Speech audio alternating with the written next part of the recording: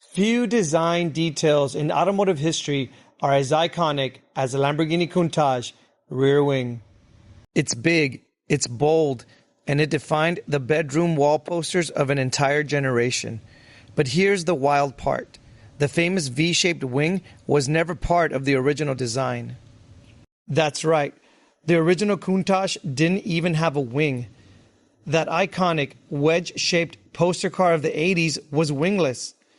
And when the wing finally did show up, it had nothing to do with aerodynamics or performance. The Countach was all about extreme looks and raw speed, but it took one bold Canadian businessman and F1 team owner to change that. His name? Walter Wolf. Wolf wasn't just any customer. He owned multiple Lamborghinis, including an LM002, also known as the Rambo Lambo, a four-door V12 pickup truck with off-road capabilities. He was treated like VIP royalty by Lamborghini. Walter Wolf was obsessed with the Countach, but he felt it needed a bit more flair. So what did he do?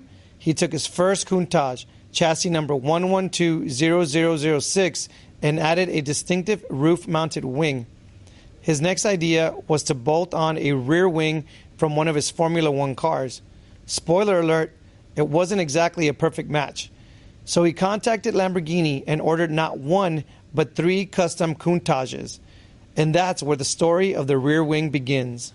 Lamborghini asked none other than Giampaolo Dallara, yes, the same genius behind the Miura, to engineer a wing for Wolf's Countaches.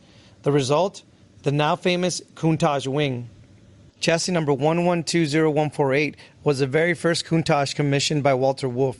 It wore a red exterior, featured a black interior, and, of course, was fitted with a rear wing. It made the car look more aggressive, it screamed speed, and customers loved it so much, Lamborghini made it an optional feature on the LP400 S and every generation after.